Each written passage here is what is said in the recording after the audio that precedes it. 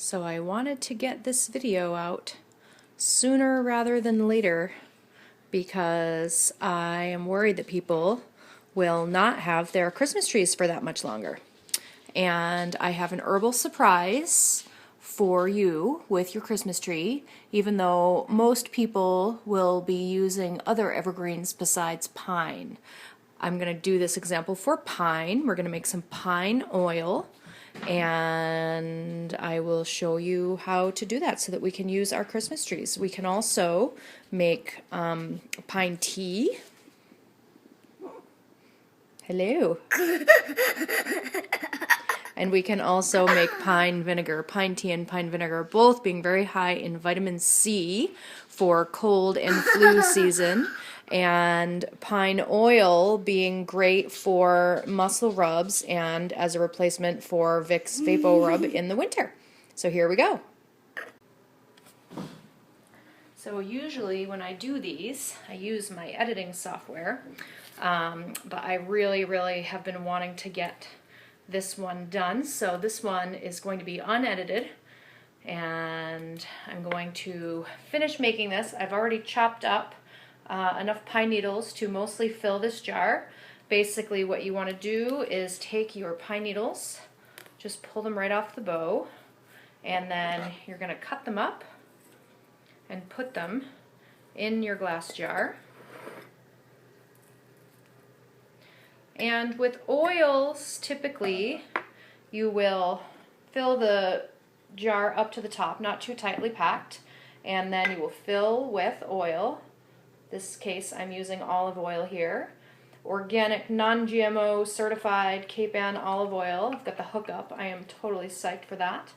And I'll top that off after we're done recording and make some more. Normally what I do is I will cover this with wax paper and screw the ring right onto the top of that. You want to leave your oil for 6 weeks, and you want to put this in a plate while you're leaving it on your counter because the oil tends to seep out as it sits in here for a period of time. You also probably want to take a chopstick or something in here every once in a while and stir it up, make sure there's no air bubbles. And if you see any water separating out, you want to remove the water. Water in infused oils is not generally good. It will be susceptible to mold. And my studies are showing so far that this oil is going to be good for general muscle rubs as a chest rub for any kind of respiratory ailment. I think it's going to be nice for joints and muscles. I am looking through my books to see it's possible some of the trees have salicylic acid in them, which is the plant chemical that aspirin is derived from. I don't think it is in pine. It may be in pine, so I would just err on the side if you're allergic to aspirin of testing it on your skin first to make sure that you're not having a reaction to it. And you can also make a very high vitamin C vinegar by doing the same thing. You're chopping up the pine needles, putting them in the jar, filling it with organic, ideally organic, pasteurized apple cider vinegar, and then you definitely want to cover with wax paper for that also because the vinegar will eat through the metal rims of the canning jars. So that's great, you know, an extra huge splash of vitamin C for you in the winter if you want to throw that on your salad. I'm told it's quite delicious.